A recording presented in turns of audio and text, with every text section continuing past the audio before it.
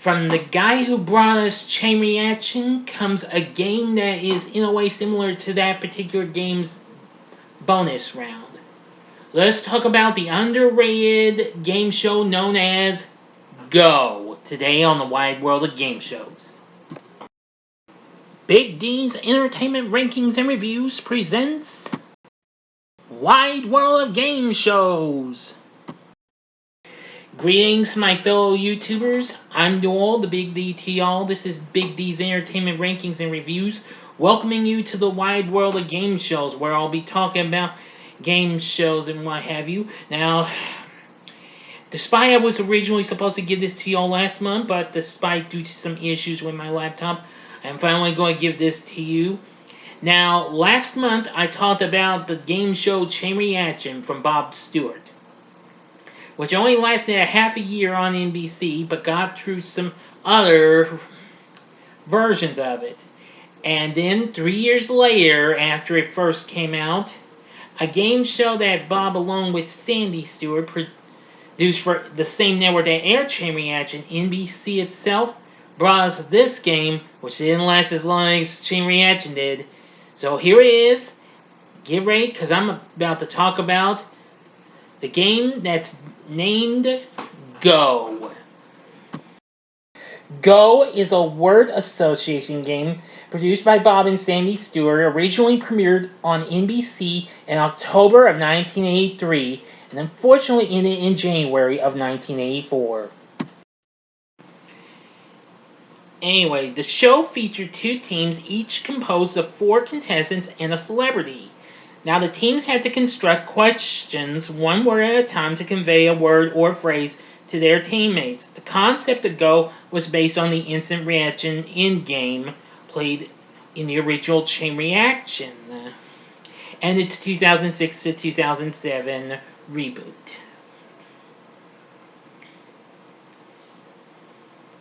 The announcer was Johnny Gilbert, who had recently done the announcing for the Joker's Wild and a few other games, and of course the following year he would start his long run on Jeopardy!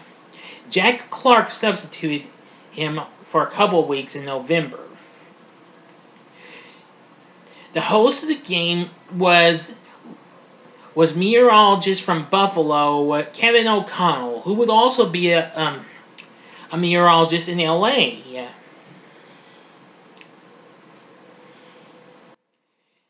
Now, the show aired at the noon, 11 o'clock Central Time hours, which has been a long problem time slot for the 3 major broadcast networks, as their local affiliates would often preempt network programming to air newscasts or syndicated fare. This slot was also currently occupied by ABC's Family Feud and the first half of The Young and the Restless on some CBS stations. Ever since the cancellation of Password Plus in 1982, NBC had tried 3 different first-run programs in that slot. One of them was their longtime serial The Doctors, which eventually would result in its cancellation at the end of 82, and 2 other game shows, which were Just Men, which premiered in early 83, but was canceled after 13 weeks, and then in April of that year, The New Battlestars followed and met the exact same fate. Go, however, managed to get through 16 weeks before it got axed. Now then, as I've mentioned about the rules, now the main game composed of 2 teams consisting of 1 celebrity captain and 4 contestants. It competed. Now, they played for points, which I'll get to that in a bit. Each team selected 1 member to guess words or phrases based on clues given by the other 4. This member kept his or her role throughout the entire game. The team that played first in any round blindly selected 1 of 2 packets of words and or phrases, and the 4 clue givers sat in a line. First to construct a clue question by alternately giving 1 word at a time, and rang a bell to indicate when they had finished. If the guesser answered correctly, he or she moved on to hear a new clue from the middle 2 givers. Henceforth, that's when Kevin says go, hence the name of the show. Then the last 2. A Upon reaching the end of the line, he or she begins moving back up toward its start. The guesser answered incorrectly, or if the giver is constructing a legal question or pass, the guesser cannot advance and a new word was played. That's when the judges will sound the cuckoo, similar to what we would hear on the cuckoo you'd hear in chain reaction. So don't want to hear that. Now the team's turn ended after 99 seconds or 5 correct answers, whichever came first, and the opposing team then played the unused packet in an attempt to win the round by outscoring them or beating their time. Now, a maximum of 4 rounds were played, with the teams alternating first play honors from one round to the next. The winner of each round scored points: 250 in round 1, 500 in round 2, 750 in round 3, and 1250 in round 4 if necessary. First team to score at least 1,500 points won the game and received $1 per point and advanced to the jackpot round, which of course was the bonus. Now, the guesser of the winning team was given 60 seconds to identify 7 subjects based on clue questions constructed by the others as in the main game. All 4 clue givers participated in the first subject, but one of them had to drop out after each correct answer until only one clue giver was playing the 4th subject. Once the subject was guessed correctly, the clue givers returned one at a time in reverse order until they were all playing the 7th subject. The team won $10,000 for guessing 7 subjects, or $200 per correct guess if time ran out. Any team that defeated their opponents, which would be $1,500 after the first 3 rounds of the main game, referred to as a clean sweep, played the round twice for a potential jackpot of $20,000. Now, originally, one of the 2 teams consisted of one new team and a returning champion. The champions could return until they were defeated or won 5 times, and the losing team received parting gifts. After the first 4 weeks, the format changed and both teams competed for the entire week, rotating celebrity captains each day. The maximum potential winnings total for any team was $107,500. Oops, sorry, I got a little carried away. Requiring 5 clean sweep victories in the front game and a double jackpot win after each one.